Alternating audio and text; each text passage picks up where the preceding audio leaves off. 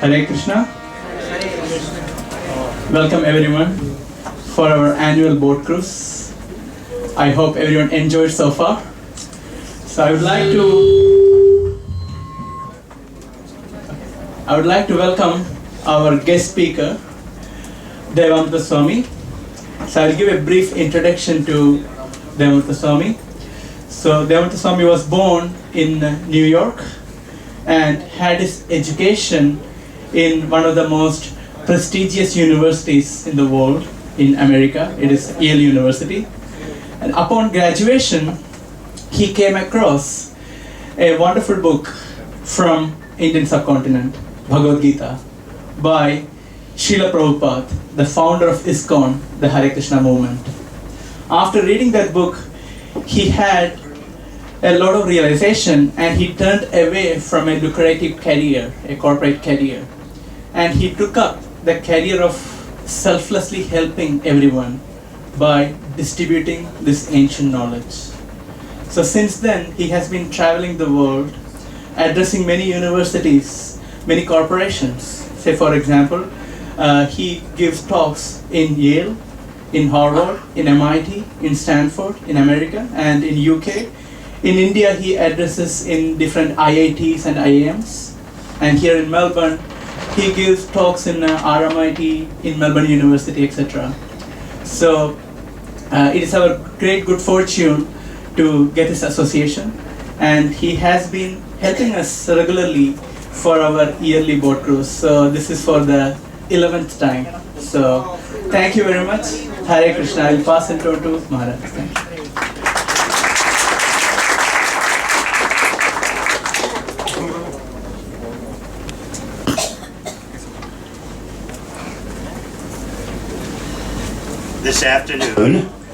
This afternoon we're going to speak about a subject that I know none of you are interested in.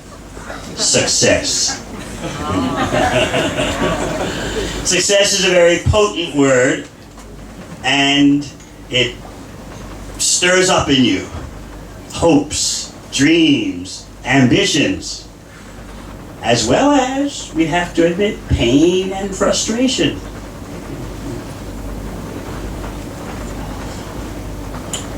Sometimes it is said that if you want to achieve something in this world, everything depends on how much pain and struggle you can tolerate.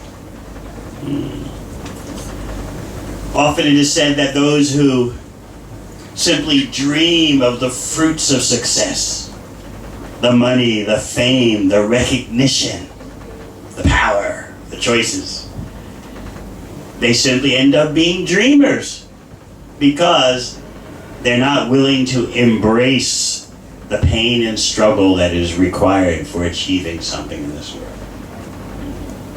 There's truth to that. Material endeavors require great sacrifice. Often people say that, well, you've taken the spiritual path.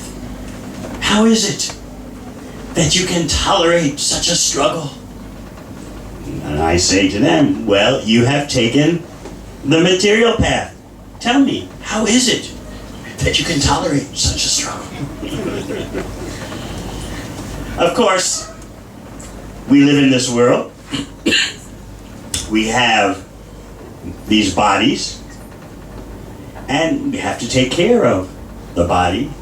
We have to take care of our situation in this world. So the thinking person is trying to understand how to be successful in your life according to higher standards. Not the low standards of just trying to carve out an empire for yourself, only to be left behind when you give up this body. You look out on the ocean.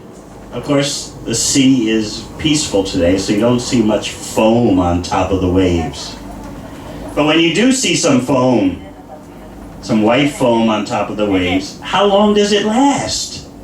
It appears and disappears. So our material achievements Our material setbacks, our material situations are like that. But somehow we're focusing so much attention on that foam that appears on the sea waves. We tell ourselves that, well, this is what we're told we should do. And that is true. When you talk about success, you should also think about the cultural baggage that comes along with your conceptions of success. You should think of what your family has instilled in you. You should think of what your particular culture and society has instilled in you. In other words, success is not simply your own creation. You've inherited a package. Now, we're not saying whether that package is good or bad, but at least we should understand that we have inherited a story from someone else. And there comes a time in every adult's life when you need to analyze that story that you've inherited. Do you want to modify part of it, accept all of it, reject all of it? In that way, you hope to make the success paradigm, the success conception that you have, personalized for your own life. And that's very important for so many of you because of your dual status. You have one foot in two worlds. I often call it the world of the hybrid. One foot in India, one foot in the West. Very interesting standpoint of existence. Already, if you've been here 5 years or more, you realize you can't go back to being the way you were at home, but nor can you completely become like what is here. So you're in a special niche. And your success vision is also a special niche. Let's think now how we can define our success vision. That's very important because none of you want to be a failure. You can think of success as a box that contains two smaller boxes. One box is the internal success, what's inside. The other box is the external, what's outside.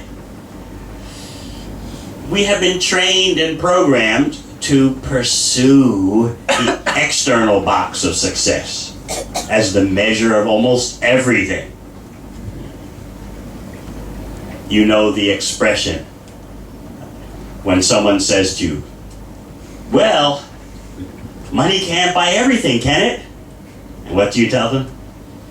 If you think money can't buy everything, you're probably shopping at the wrong place.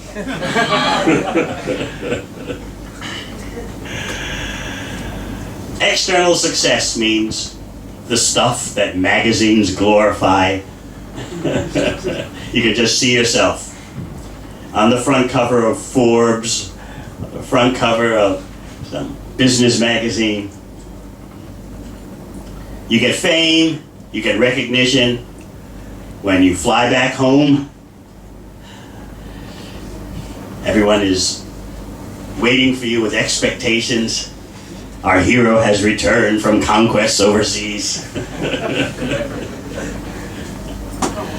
So there is recognition. There is celebrity fame that you can see for yourself. And of course, financial rewards, luxuries, status, big house.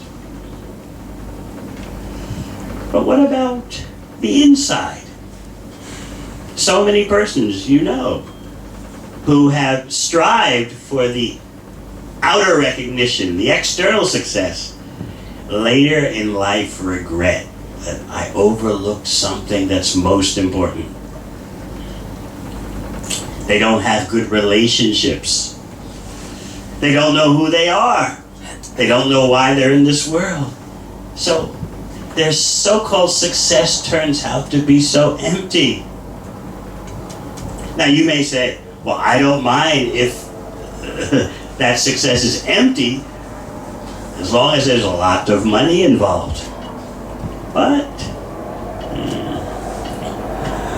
our internal existence is longing for something else, and we can't ignore that. In the graduate study to Bhagavad Gita, Śrīmad Bhāgavatam, an example is given from nature about how a deer neglects water at its own feet because the water at its own feet is partially obscured, partially covered by some clumps of grass. So neglecting the water right at its own feet, the deer races out into the desert looking for water.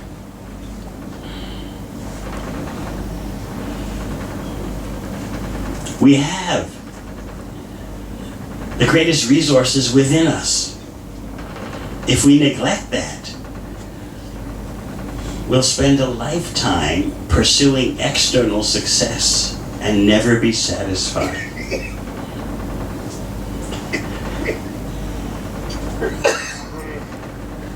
Our announcer, who gave that introduction for me, he said that, all right, I graduated from Yale University and then left aside a lucrative corporate career.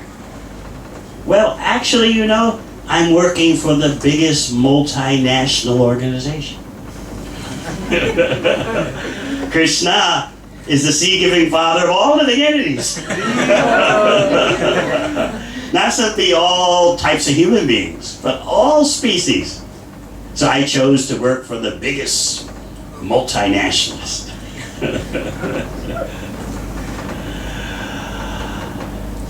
What are your life goals in terms of success? Often people think that there's a secret to success.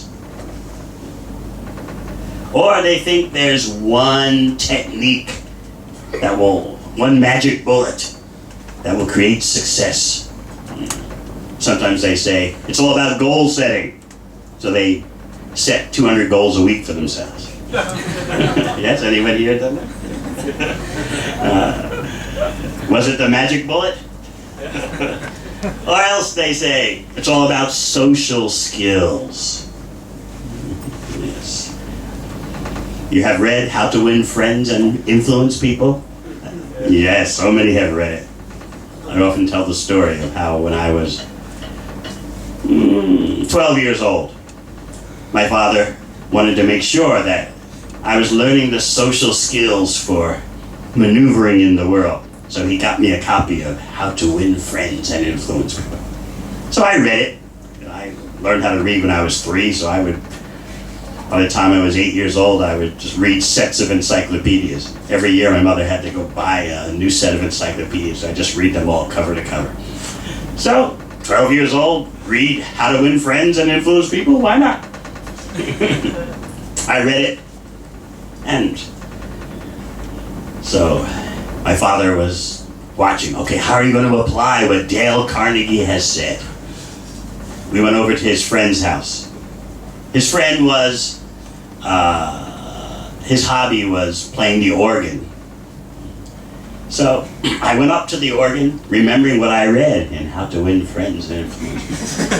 I went up to the organ and I said, oh, this looks like such a glorious instrument. And I asked the man all kinds of questions about playing the organ. My father was watching. Very good. Yes. Show some interest. That's how you create networks, and that's how people feel an impact from you. So I was asking so many questions, and then the man turned to my father and said, "Your son is so interested in the organ. I should teach him. My father was very happy, not about my learning the organ, but just the fact that I had influenced, you know. I had changed perceptions. The man was convinced that I really wanted to learn how to play the organ, and I was so interested. Of course, I had not the slightest bit of interest. But that doesn't matter, right? The whole point is how to win friends in the battle and influence people to do what you want. So sometimes we think it's all about goal setting. Many of you have been through that phase. Or sometimes you think success is about social skills. How many Facebook friends do you have? Of course, sociological research points out that the Facebook friends are so shallow, the relationships are so inconsequential, and therefore, in spite of Facebook, people are more lonely than ever. They don't have real friends. They don't have persons they can actually confide in. All right, so social skills, number 2. Number 3, you might have tried this, visualization. Just like cricket stars before they go to bat, in their mind they're seeing themselves having such a successful match. They're going through the motions in their mind before they actually take their turn. So maybe some of you have tried that, visualizing, I am successful, seeing yourself making the big achievements. So we have a tendency to think there's one single formula, and it's probably secret. But actually, when we look at life, we see that our life's been a combination of various influences, good luck, some effort on our own, the effort of others that they have put into us. Consider things from this point of view. Suppose, near the end of your life, you were told you had one more day to live. How would you want to spend that one more day? Would you say, one more day at the workplace? No, you would say one more day around the persons you love and who love you. So that shows you what really is most important in your life. It's relationships. When we have spiritual knowledge, knowledge that we are different from the body and mind, we can have the best relationships. Because as long as we think that we are the body, we are matter, we're not touching the real person. We're not connecting to the real person. And therefore, there must be frustration and anger. I often like to explain how in Bhagavad Gita, Krishna talks about the real business cycle. It's in chapter 2. You heard about the cycles that economies go through, boom and bust. Well, in chapter 2 of Bhagavad Gita, Krishna, in talking to Arjuna, talks about the business cycle, which begins with you're contemplating the objects of the senses. Just like here we are in the ocean, you see the view of the water, you can smell the sea, you can hear the sound of the boat, you can feel, if you're outside, the wind against your skin. Those are all sense objects. In a consumer society, you are bombarded with potential sense objects. How do you realize the potential? You have to buy them. When you have the money and you buy them, the potential is realized. You have that object. So in a consumer society, success is presented to you as the power to constantly accumulate more and more items, more and more consumer goods, more and more sense objects. Even relationships become a consumer item to use and dispose of. Krishna explains that the cycle begins in this way. First, you meditate on the objects of the senses.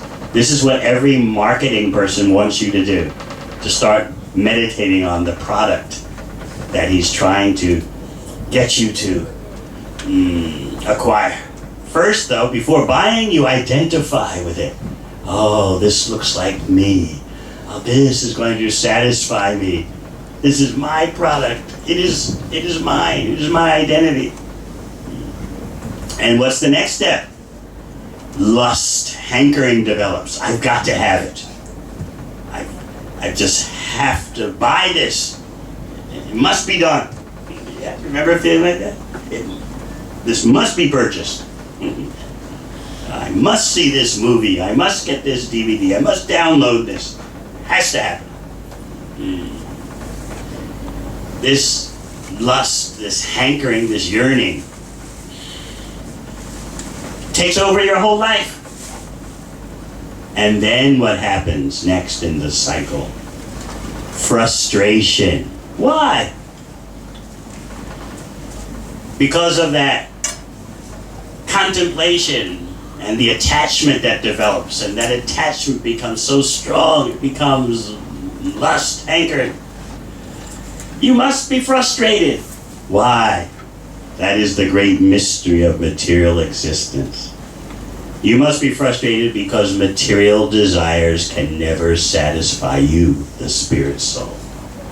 So this is why there is so much unrest in the world, both individually and collectively. Material desires can't be satisfied. But this seems to be so contradictory, doesn't it? If desires can't be satisfied, why do we have them? Is it some kind of cruel joke? So as I often explain, we see that, okay, over here we have material desire, and over here we have fulfillment. The two must be together. That's just the way life is. But what does Krishna explain in Bhagavad Gita? He says, no. There is material desire here, there's fulfillment there. They're always not meeting. They're always separate. Why is that? I know some of you have wondered.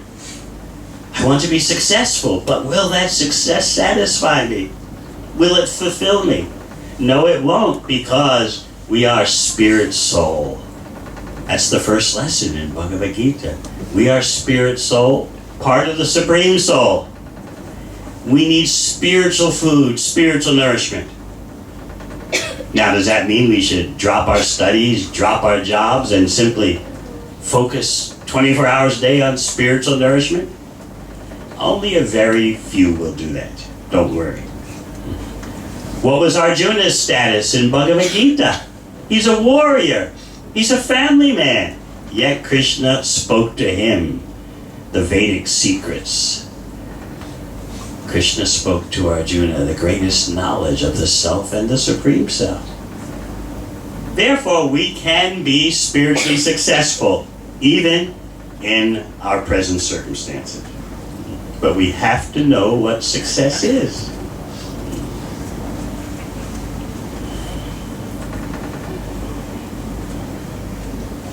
We want positive moments in life, but sometimes the greatest changes in our life, the greatest way that we can move forward is when we're going through tough situations, even distressing situations. Those situations force you to really think about what you are and what you're trying to achieve. Just like success, understanding success. You generally don't think about it until you hit a bump in the road. You generally move ahead on automatic pilot, doing all the things, studying, graduating, getting the PR, and getting the job, then the marriage is arranged for you, and it just all happens. But sometimes there's a hitch, there's a glitch, there's a bump in the road. That's when we start thinking, what is success for me? This is important, that in moments like that, we realize there's no standard definition of success. I'm living a success story that someone else has written. That may be good, it may be bad, or in between. But I have to decide.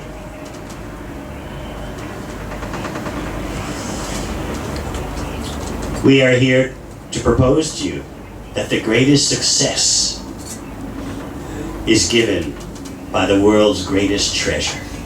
That's spiritual knowledge.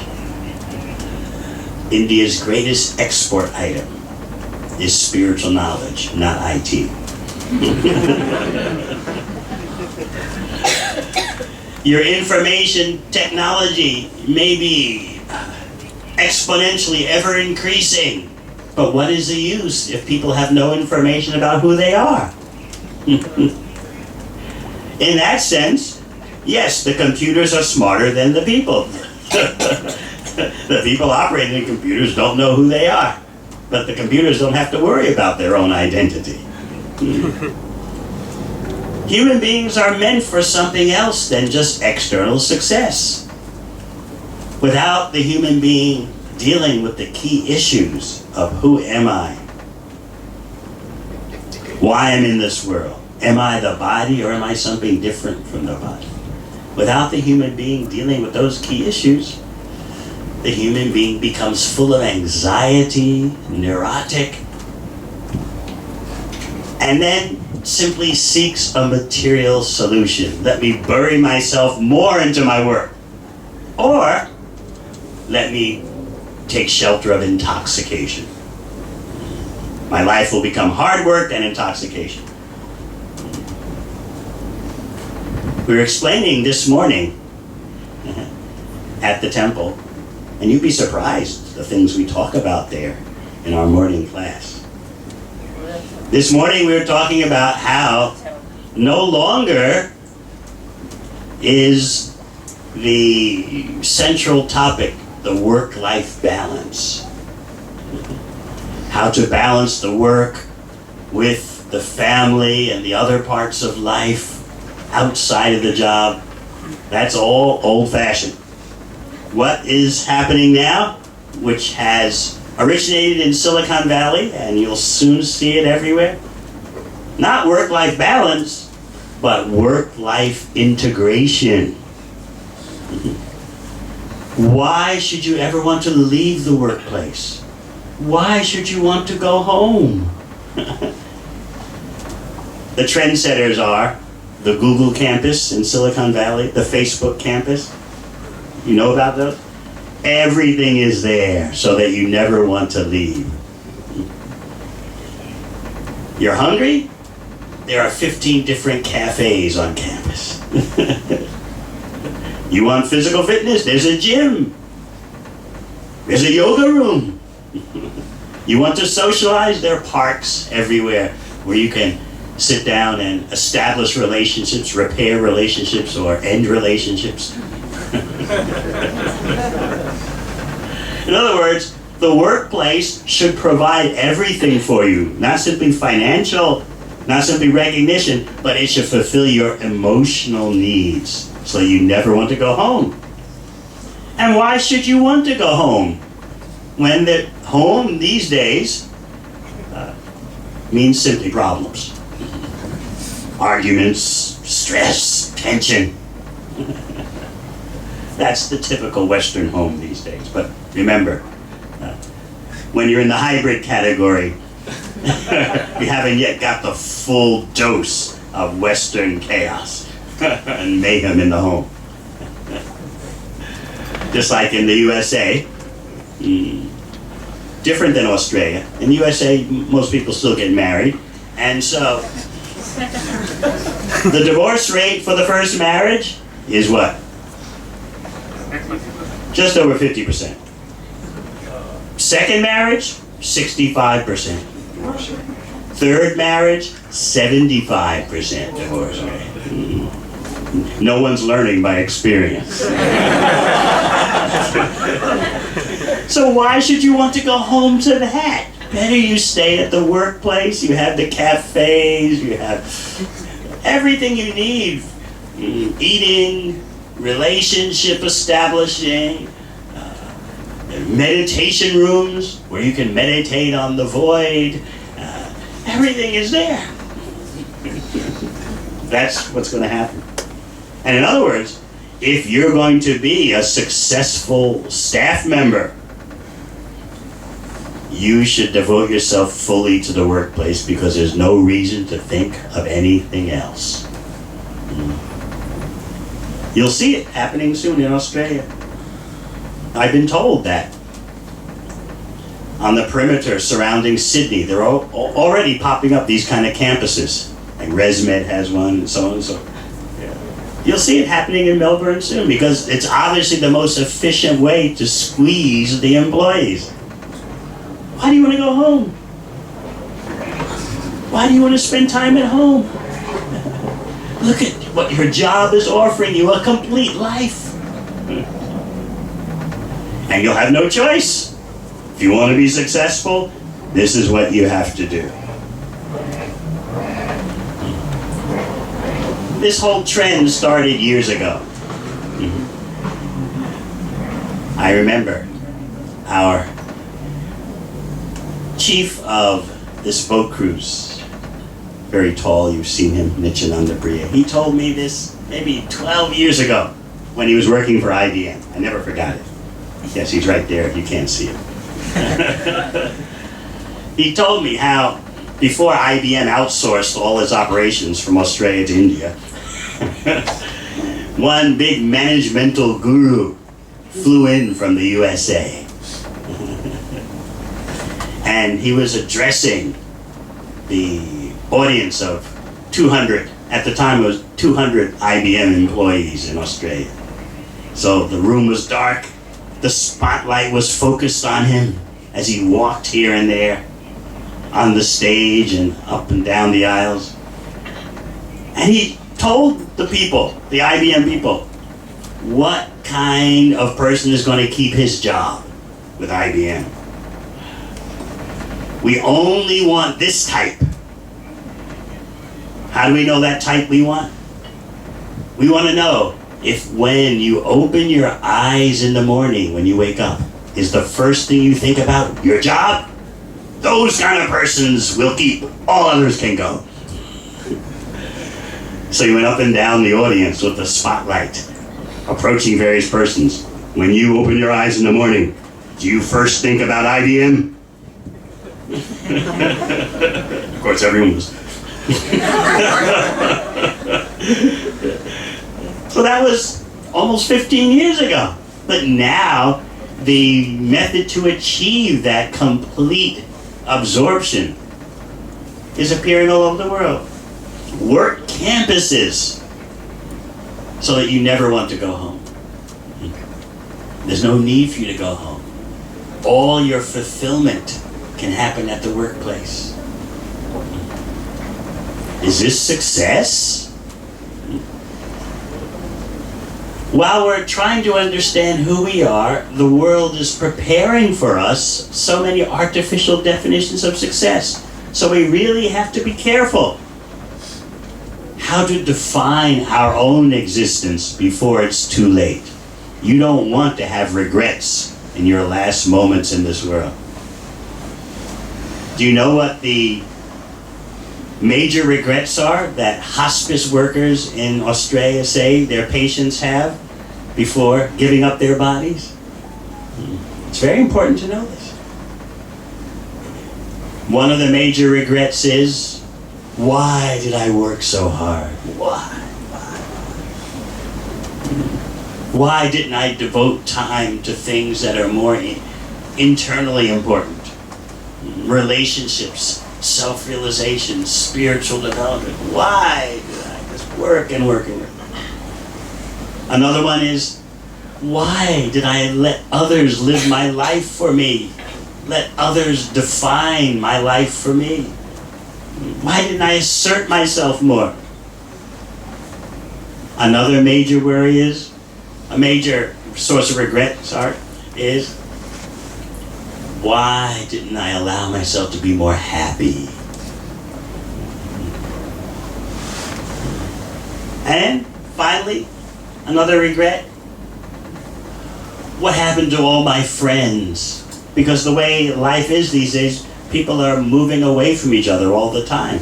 It's not like 50 years ago where you grew up in the same city or town and you were around the same people all your life. People would work for the same company for 30, 40 years, the same persons, and then retire and live in the same village or town or city. It's not like that. You know that. Here you are, overseas. So a major regret before dying is, oh, why did I let relationships disappear just because I changed jobs or I changed countries? So we need to think ahead. The magazine type of success looks very glittery, but it's very empty. We want something deeper. We don't want to be like that deer who neglects resources, treasures right at its feet, and races out into the desert looking for water. Remember at the beginning of our talk, we pointed out that when you want the happiness, when you want the good things, that means you also have to want the negative things. You also have to want the struggle. Because the way this world works, you don't get anything without a struggle. So if you're going to be dreamy and simply focus on, I want the riches, I want the fame, I want the magical family, you're most likely not going to get it unless you struggle. The struggle is an essential part of material existence. Krishna points this out in the 15th chapter of Bhagavad Gita. He says, Mamaivam shro jiva loke jiva bhuta sanatana manashastan indriyani prakriti stani karshati. You living entities, Krishna says, are all my parts eternally. But you've forgotten this. And therefore you're struggling in the temporary material world with a temporary mind and senses. Prakriti stani karshati. You're struggling in the oppressive material atmosphere. Oppressive material atmosphere means every time you want to get something, you always have to struggle. Many times, what you're struggling for, you won't get. But even if you do get it, what happens? You lose it. This is life in the oppressive material atmosphere. It's like a fly, that insect, the fly, landing in some honey. The fly is attracted by the honey. But what happens when the fly lands in it? It becomes stuck. And the more the fly struggles, the more its legs and wings become covered with honey. In other words, it becomes entangled. This is a very special term used in Bhagavad Gita. Entangled, you become caught up unexpectedly in a complicated network of actions and reactions. Karma. How are we going to get out of this kind of situation while at the same time taking care of our bodies, our families? It seems like such a great mystery. We realize that there's more to life than just external achievement. Of course, we'd love it if everyone was praising us. Yes, wouldn't you like it? You walk into a room and everyone notices. There is the successful one. Yeah, wouldn't you like?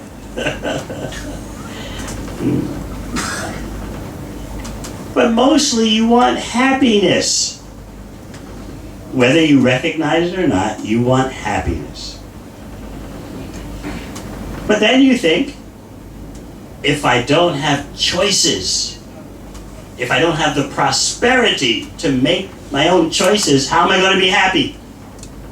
In other words, we think that our happiness depends on are material options. The more options I have, the more resources I have, the more choices I'll have, the happier I'll be. I'll be happy when I can choose. Shall it be a Mercedes or a BMW? Or what? Happiness will be when my profile is so attractive I can go on Shri.com and I get so many applicants. That is happiness. The ability to have options and offer options to others. Be with me and you can have whatever you want. I have the resources to fulfill your every desire. That's power. And then you think that'll bring happiness.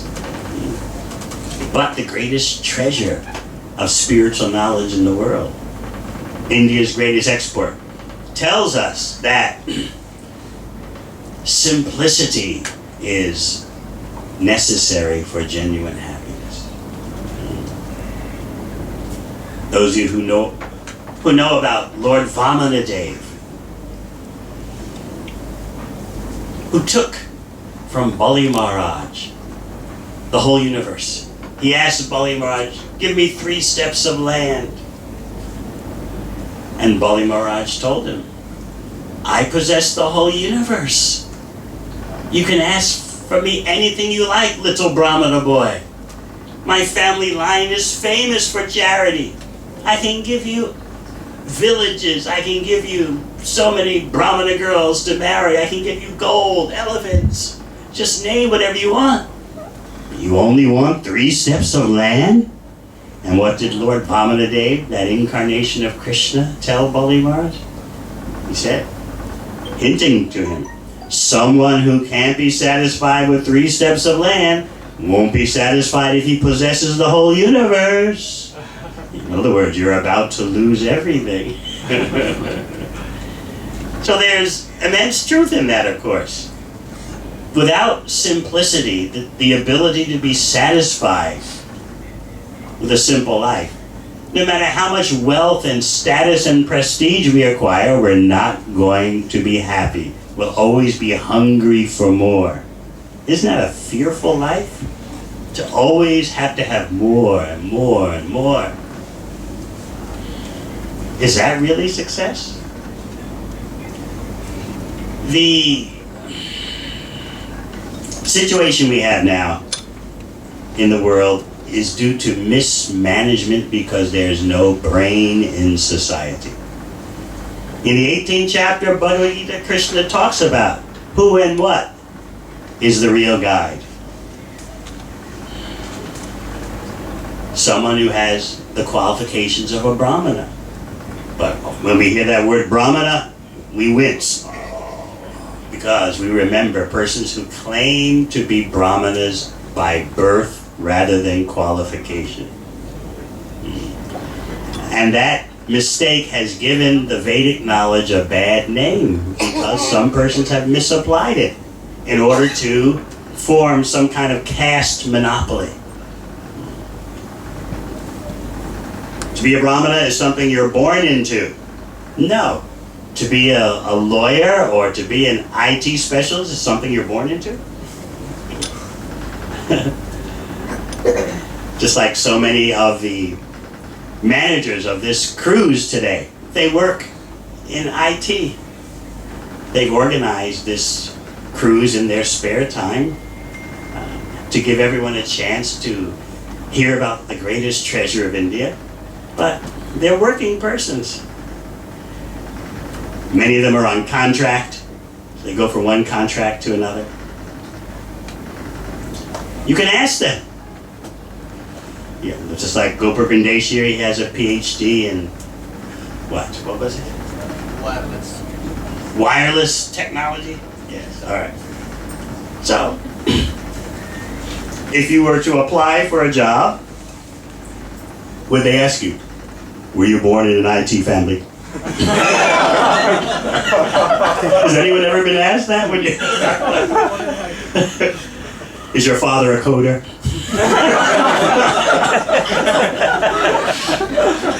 It's irrelevant.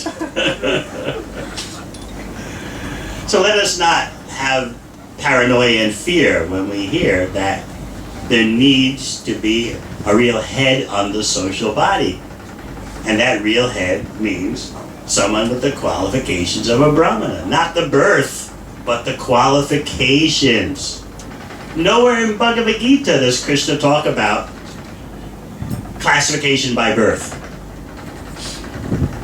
Krishna says, guna and karma, by the qualities you demonstrate and the activities that you perform. That's how you are classified. Misuse of something doesn't mean you throw the whole thing out. You have to correct what is misused. So in the 18th chapter of Bhagavad Gita, Krishna explains the qualities of the brain. Someone who should be giving guidance to all society. That is real success. Krishna talks about such a person shows control of the mind, control of the senses. Someone who's austere, who's not destabilized and thrown off course when there are fluctuating material circumstances. Someone who can handle the ups and downs of material existence without losing sight of what is the goal of life. Someone who knows how to live with tolerance, not getting agitated by the coming and going of happiness and distress. Someone who knows how to live simply, who doesn't have so many demands and wants. When you have lots of demands and wants, you can easily be exploited by a consumer society. Because we're plagued by social comparison. Look around. What do others have? You don't have it. What are you going to do about that? In this way, we become so easily manipulated, so easily exploited. But a true advanced person, a person with genuine Brahmana qualities, can't be manipulated by anyone. And that person has both wisdom, spiritual wisdom, and experience from applying that wisdom. We need that kind of person in our life, and actually we need to become that kind of person. And then we can truly understand what is success. Such persons can give guidance to others. But if there's no head on the social body, everything we do is chaotic. How can your body function without a head? If you're beheaded, what can the rest of the body do?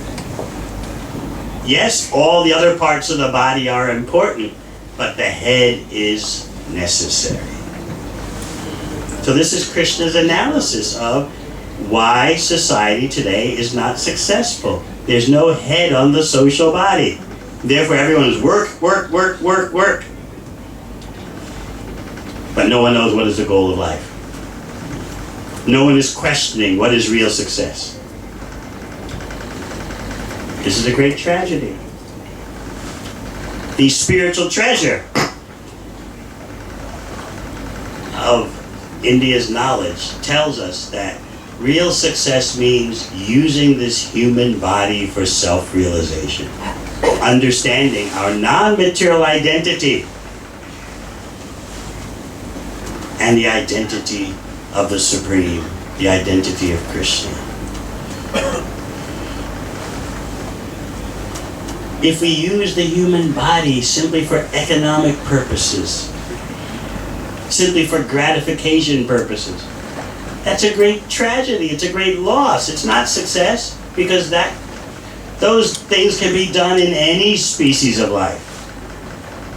But only the human being has the advanced consciousness by which we can understand what is the ultimate goal in life, what is the self, what is God.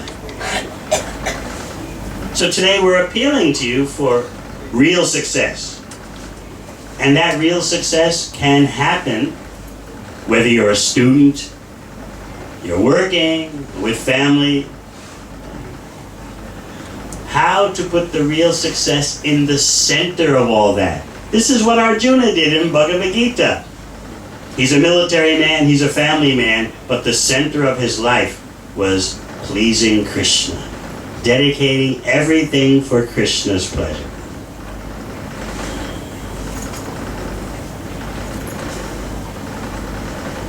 We don't want to fall into the success trap in such a way that we have so many regrets. Because remember, by embracing the goal of material success and happiness, we're also embracing struggle and pain. The way that the human brain works, it's been pointed out by behavioral economists, the way the human brain works is that when you're thinking about your past, you remember the peak moments, the high points, but you forget all about the struggles. This is what it means when the Vedas say we have imperfect senses. We can't remember the past clearly. We might remember achieving something finally, graduating, getting hired, but we forget after a while all the pain and struggle we went through to get to that point. Forgetfulness is a major part of material existence. We don't remember what we did in the past life. We can't even remember the struggles of this life. Is there some beacon? Is there some guide to life that is better than just relying on our faulty memory? Yes, that's why we have the greatest knowledge. That's why we have Bhagavad Gita, Śrīmad Bhāgavatam. The Vedas want to inform us about what we really are and what is our mission. People like to think in metaphors, analogies. Which analogy or metaphor of success means most to you? What generally first comes to mind when we ask you, what is a symbol of success for you? I've done this around the world and most people immediately say, a ladder. You're climbing the ladder, climbing the corporate ladder, climbing the ladder of the IT world. Is that an appropriate symbol for your life? Your success that you're trying for, the ladder? You have to ask yourself, why are you climbing up this ladder and not another ladder? Also, how will it feel when you get to the top of the ladder? Will there be anyone else there with you? No, at the top of the ladder, it's just you alone. How are you going to feel about that? Will it satisfy you? I'm at the top of the ladder. Look, everyone. Look at me. That's not going to satisfy you. There's only room at the top of the ladder for you. And what makes you think that you chose the right ladder to struggle to climb?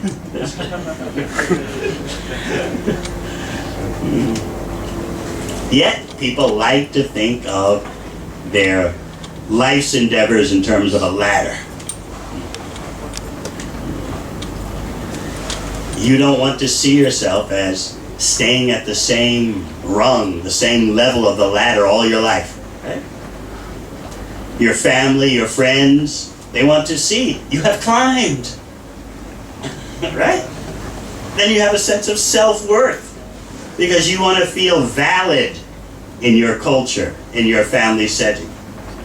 Their visions of what is success make you feel valid. Oh, you have done very nicely. I still remember when I was 17, I received several full scholarships to university. One to Brown, one to Cornell, and one to Yale. So I remember my uncle, my mother's brother, calling me up. And he was the eldest in the family, so he gave the blessings. Nephew, I'm hearing good things about you. I'm hearing very good things about you.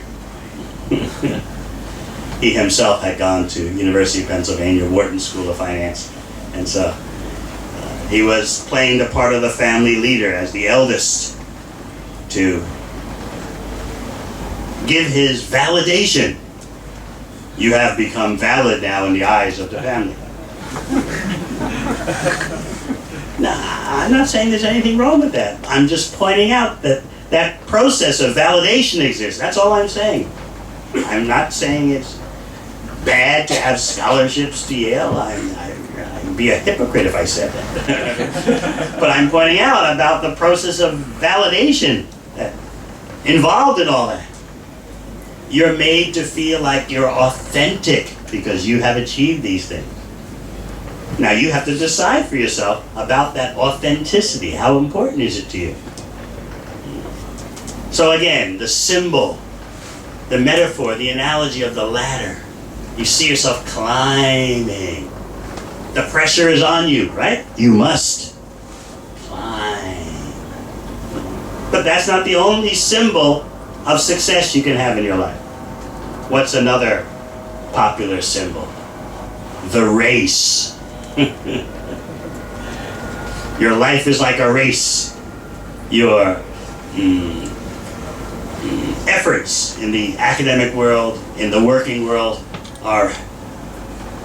they're like a race. Can you be first to the finish line? Or will you stumble and fall in the race? And what happens if you stumble and fall in the race? Others, as you're on the ground, they simply trample you and move ahead, and you're left behind. What a disaster. So is your life of success like a ladder? Is it like a race? Race means what? Someone wins and everyone else loses. Is that going to make you happy? Race means that you can elbow others out of the way so that you get the top position. Is that going to make you happy? So we need to think about the symbol that defines our life. And there, when we do that, we'll find so many of our conceptions that we've inherited from family, from society. We want to take our vision from Krishna, the supreme visionary. Krishna asks us, whatever you do, do as an offering for him. Krishna gives knowledge of himself in Bhagavad Gita. Everyone in India knows about Bhagavad Gita. Even the Muslims, they know about Bhagavad Gita. But the problem is so many faulty presentations of Bhagavad Gita, in which the author is trying to take the attention away from Krishna. A real Bhagavad Gita always keeps the spotlight on Krishna, because Krishna is the speaker of Bhagavad Gita. He says so many times, aham, I, and mam, to me. Yet, people want to overlook Krishna. And that is the greatest mistake we can make in the world of wisdom, to overlook Krishna. This knowledge of Krishna Bhakti, devotion to Krishna, is the greatest treasure not only for India, but for the whole world.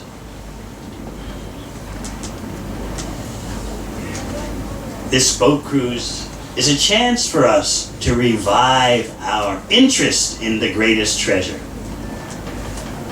That greatest treasure leads to the greatest success.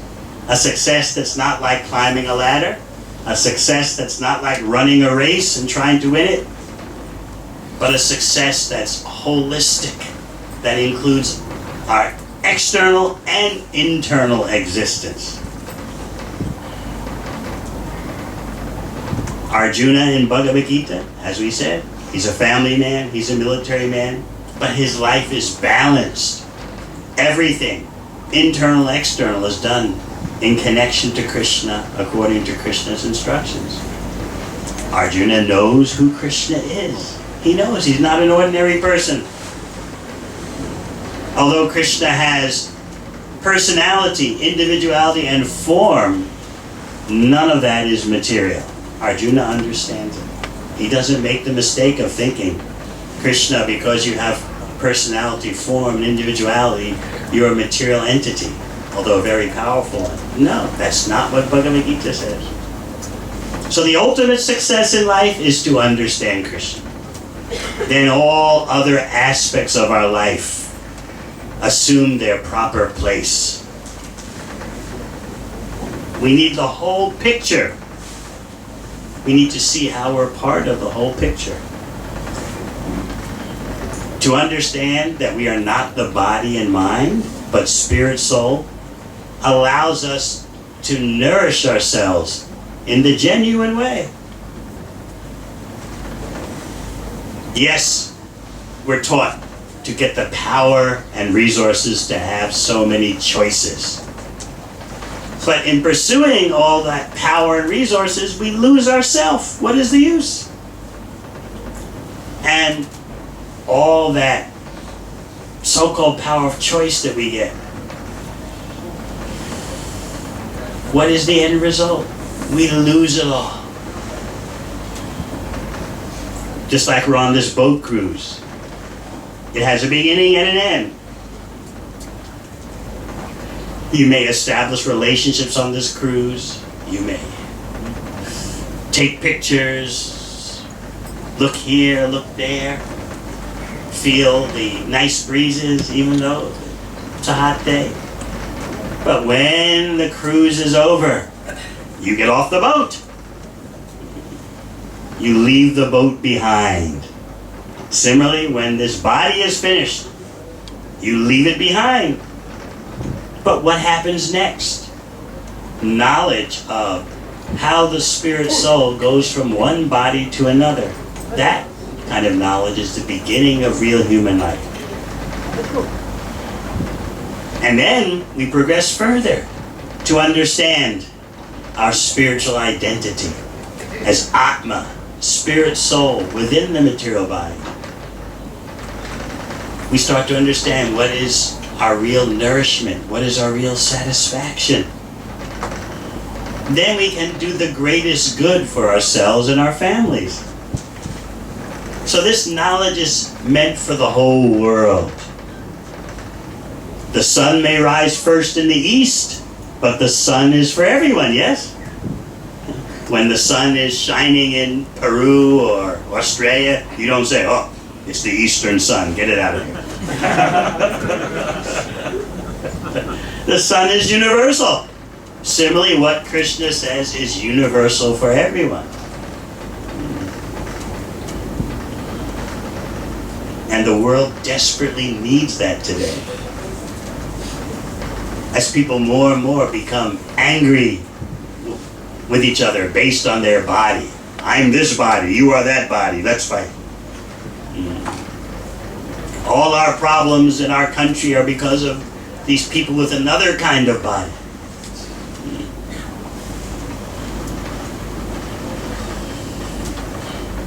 This is called identity politics. But unfortunately, it's not the real identity. Krishna is offering politics in the Bhagavad Gita, but it's based on our real identity as spirit soul. Everything is there in Bhagavad Gita. Politics, economics, sociology. It's all there. Based on our real identity. So the so-called identity politics of today is bogus. It's false. It has to do with your externals. Those you who are wearing blue shirts can form a group, an ethnic group, the blue shirts. Those you who are wearing green shirts can form another ethnic group. And then you can fight. You can blame each other. All the problems on this cruise are due to the green shirts. Get them out of the boat. Or let's nuke them. Everyone knows it's ridiculous. The garment, the shirt is external. So similarly, Krishna explains in Bhagavad Gita that he is the seed-giving father of all living entities, no matter what shape, no matter what kind of body. There you have the real principle for global unity. Globalism, remember, used to be such a sacred word. Now it's causing so much commotion throughout the world. No more globalism. Our country first. Krishna gives the real formula for true globalism.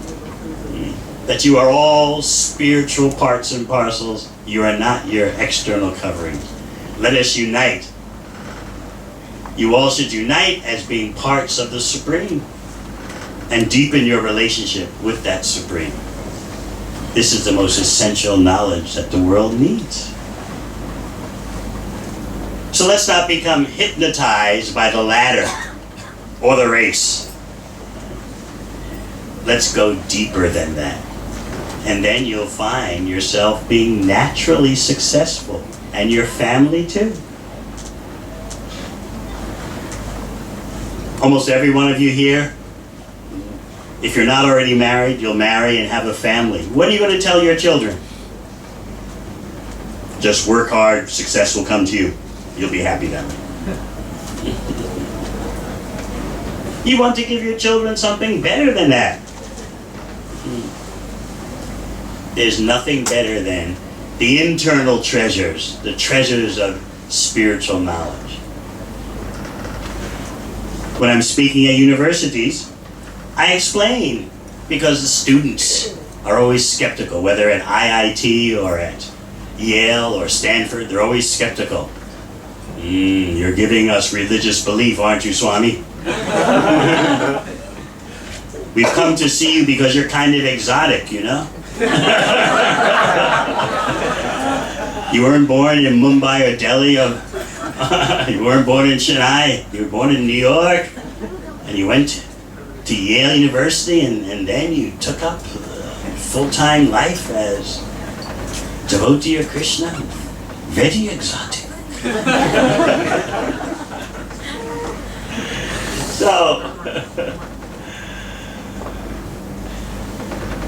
why? The question on their lips is always, why? Why did you do this?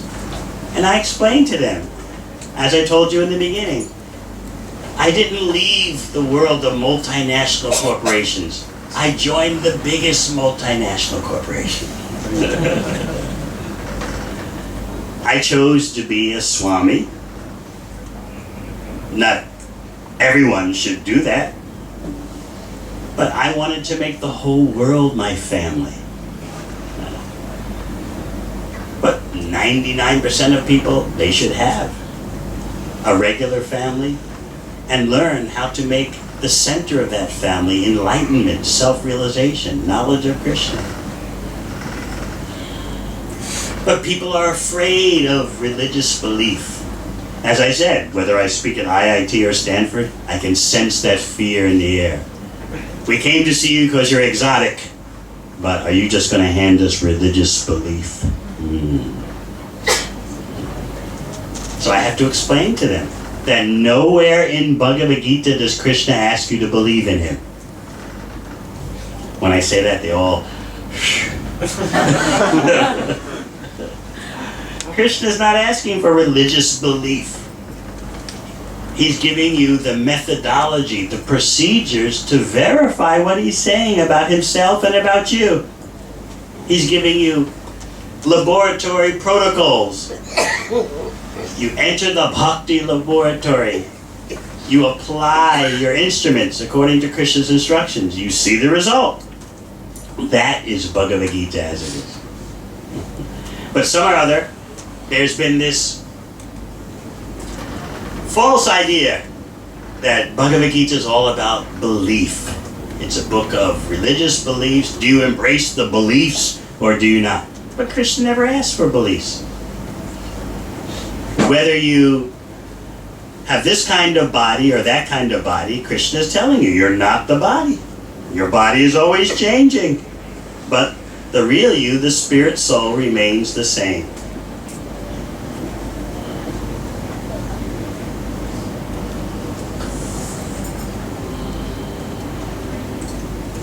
So please consider India's greatest export, spiritual knowledge. Consider from another angle. Look more deeply into it. It is the greatest benefit for the whole world. Whether you are born in Mumbai or Delhi or New York or Los Angeles or Melbourne, for most of you, right, your children will be born in Melbourne. How are you going to explain to them knowledge of existence? But when you have world's most comprehensive spiritual knowledge, and you have been practicing it and gaining experience, that is what will impress your children. And that will be the best thing for you and for me. So let's consider what Krishna is giving. Let's consider from a different point of view. Not religious belief, but the most magnificent, comprehensive success formula. Yes, take care of your body. Yes, take care of your families. But understand what is the central purpose of life.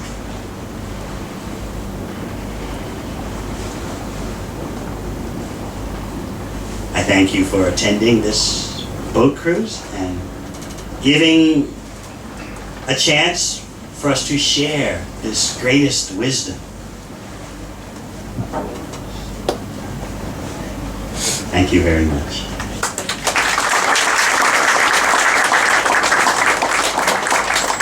Are there any questions?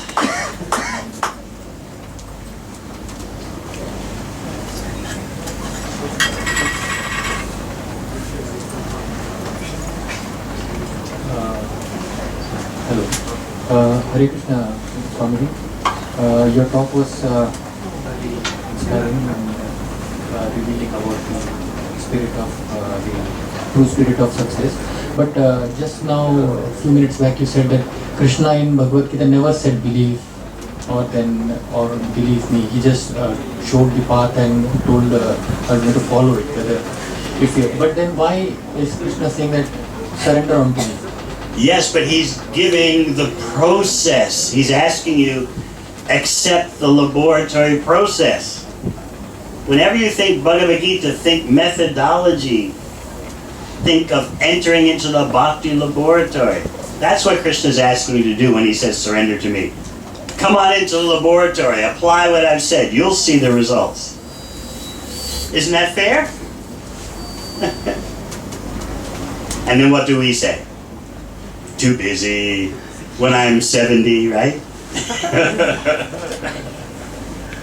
First, after I finish school. Then, after I get the PR. Then, after I pay back my loans. Then. This way life goes by so quickly. Very good question.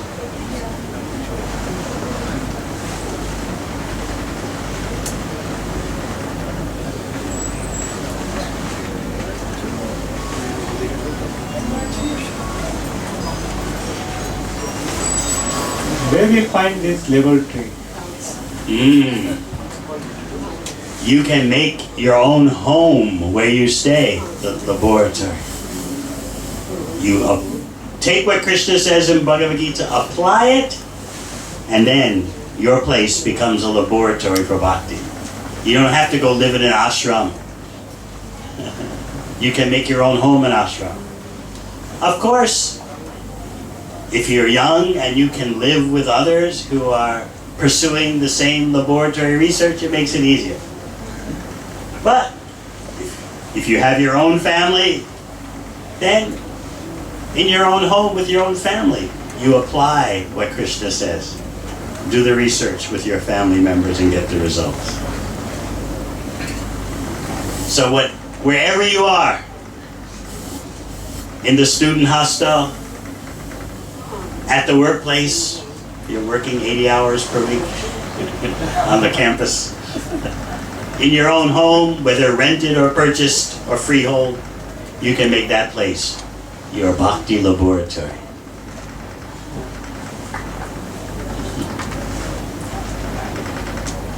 Oh, yes.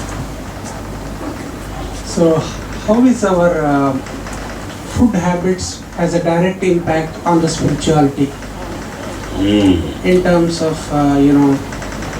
rajas, tamas, and sattvic? You're asking about food habits, what you eat. Exactly. I mean, what we eat, how it directly translate into the spirituality, which takes us towards Krishna consciousness. It is very difficult to develop the proper spiritual consciousness when we are participating in the network of animal slaughter. Okay. That mercilessness, that cruelty, makes it difficult for people to understand the finer, subtler things in life. It's not impossible, but it just makes it very difficult. And that's one reason why you see so many persons today can't understand the importance of understanding who they are. Because the brain is dulled by that animal slaughter. The cruelty, participating in the cruelty, even though you didn't kill the creature yourself, still you're participating in the whole web. It dulls the consciousness. Yes, the animals are less intelligent, but suppose in your family there was born a brother or sister who was mentally challenged. Does that mean such a person should be destroyed and eaten? So the animals are like that. They don't have the mental development, the intellectual capacity of a human being. But does that mean we should destroy them and eat them? And of course, many of you know the greatest contributor to global warming, the greenhouse gases, is not the transportation industry, it's the livestock industry.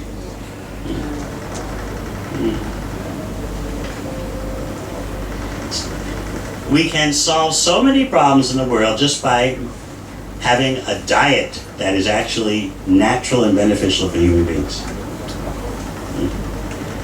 Not being able to do that one thing shows you how inept the leaders are and how blinded the people are. So one thing you can easily do that will improve your health, it'll improve the environment, it'll improve so many aspects of society. But they can't do it because people are addicted to the taste of flesh. Even though it's bad for their health, bad for the environment, but they're being told success means to have a big piece of meat on your plate. The American European diet, that is success. The bigger the piece of flesh, the more times you can go to Sizzlers, the more opulent your life is. This is a big problem, and it shows. One of the many results, bad results we get by not following Krishna's instructions in Bhagavad Gita. Krishna doesn't ask for offerings of meat.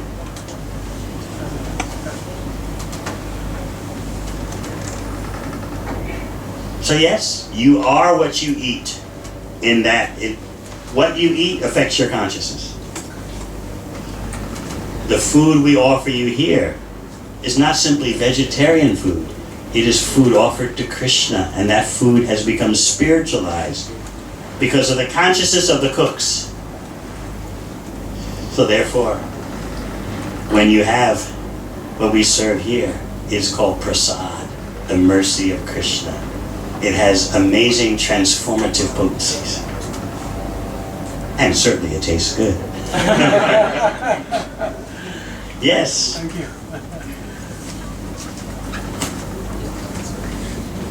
Hare Krishna, Prabhu. Today you told us about success and the box of success.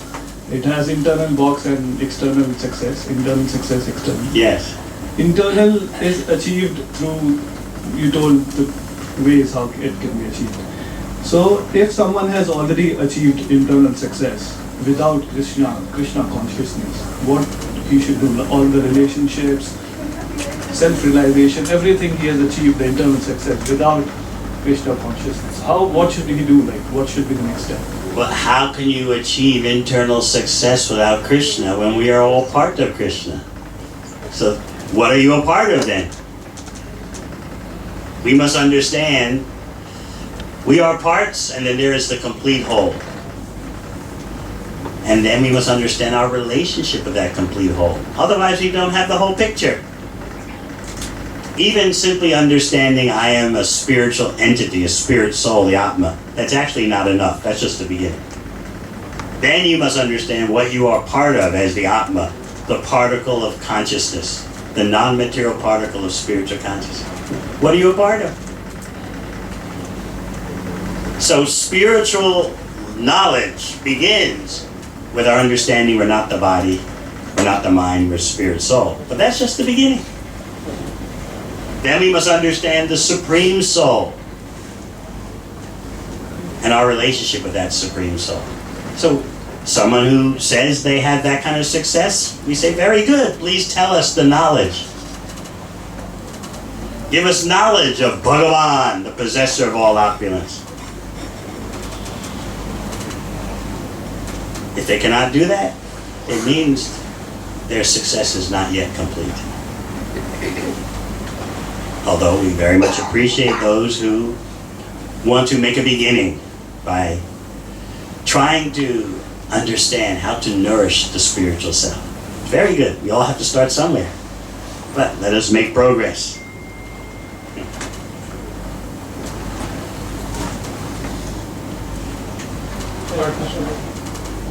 I just have one question. You said that in the past, when you remember your past, you remember all the successes and all the mistakes. But in my case, like when I recall my past, I remember all the mistakes and all the failures and all the lessons I learned from the thing.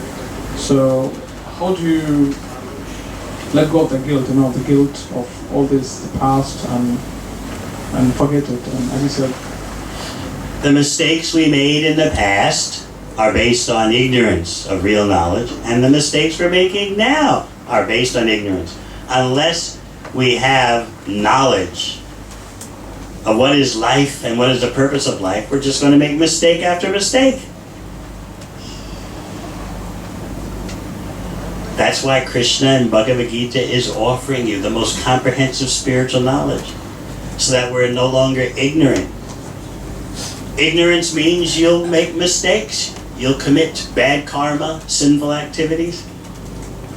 But when you understand what is life and how to live life, what is the purpose of it all, then you don't make mistakes.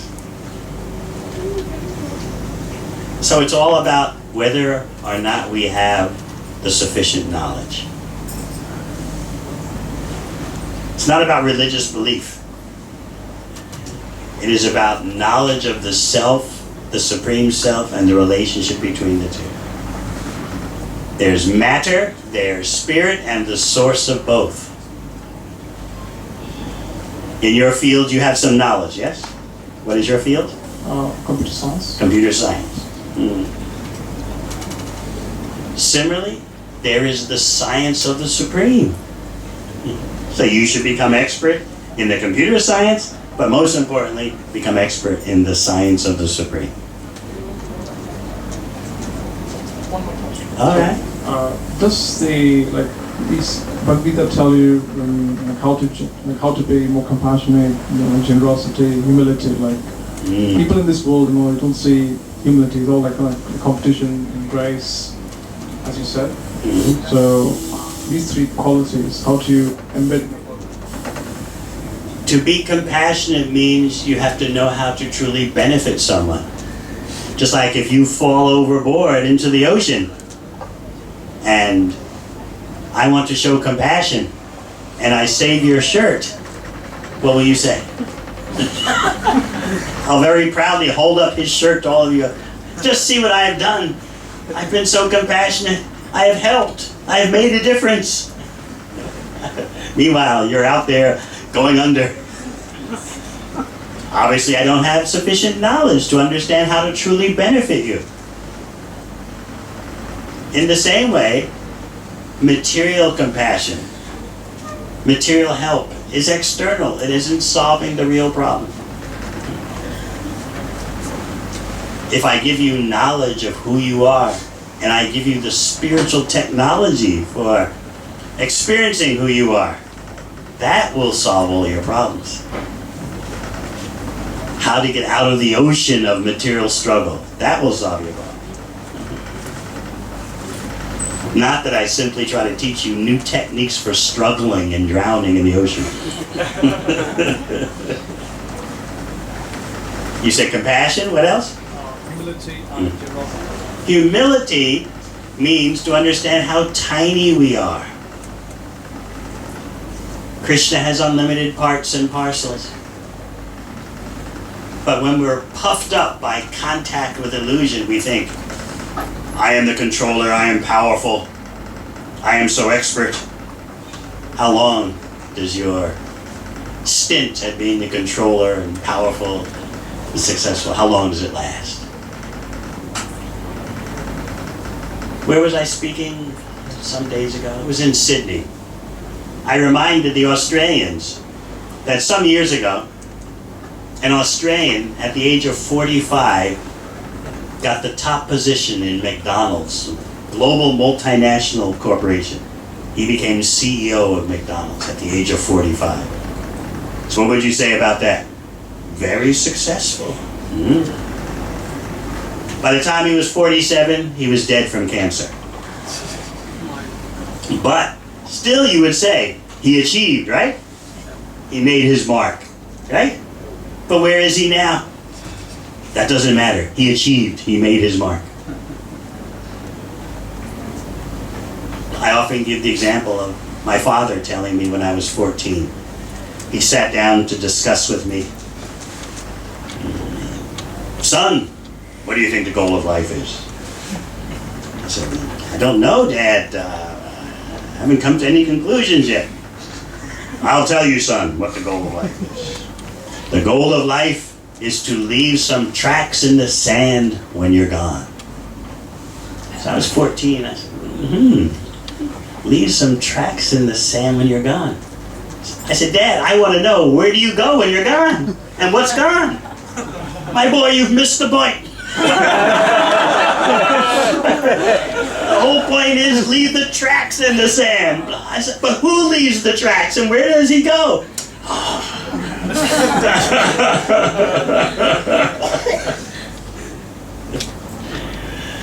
So humility means to understand that the tracks we leave in the sand aren't very important. The wind will blow, the tracks in the sand will disappear, the tide will come in and wash away the tracks.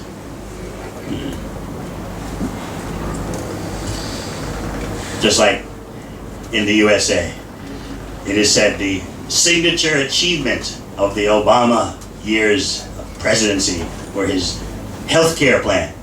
Now the new guy says, we're going to throw it all out as soon as possible. Hasn't yet come up with an alternative, but we're going to throw it all out. Just to get back at the preceding guy, you know. You think he's famous because he gave health care to everyone. We'll take care of that. We'll throw it all out. That's how quick and easy legacies come and go in this world. But if we can give spiritual knowledge, that will be of the greatest help. And that will teach real humility. I'm just a tiny part of the Supreme. I'm a tiny part of Krishna.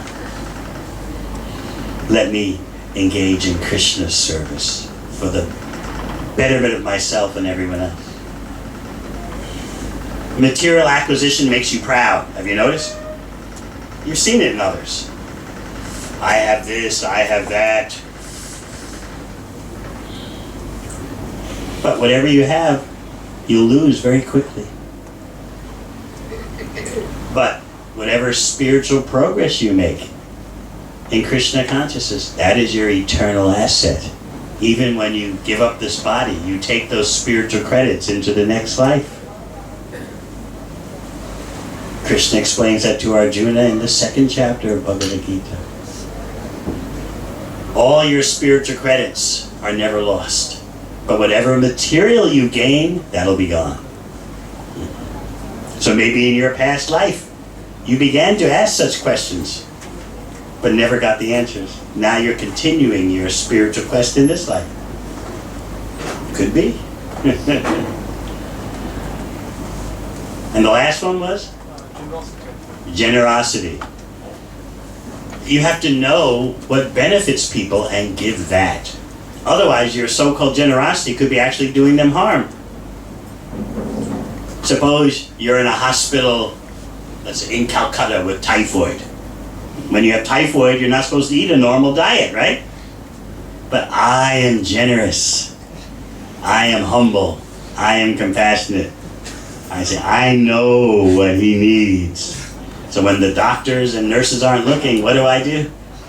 I come to your bed with a big pizza. It's been offered to Krishna, of course. Pizza prasad. I know how you're feeling. You haven't had any real food for weeks now.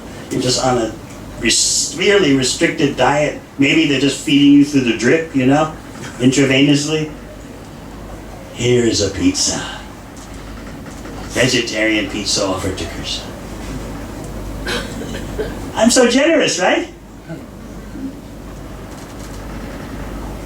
And you gladly eat it. Some good food. I'm tired of the intravenous being fed, But what will the doctors say about my generosity, my humility, my compassion? They'll be very angry at me. You don't have the knowledge. You don't know. You're killing him. No. I'm being generous. I'm helping. In other words, we have to know what we're doing. We need knowledge of what is the ultimate goal of life. Knowledge of what we are a part of. We need knowledge of Krishna. Not religious belief, but laboratory wisdom and experience. That's what Krishna is offering. Therefore he says, Jnana Vijnana Chittatma Kutasto Vijitendriya. You will be actually satisfied when you have both spiritual wisdom and the experience that you get by applying that wisdom. Then you'll be able to control your senses and you'll be fixed in spiritual consciousness. You'll be satisfied. All right. Thank you very much. Hare Krishna.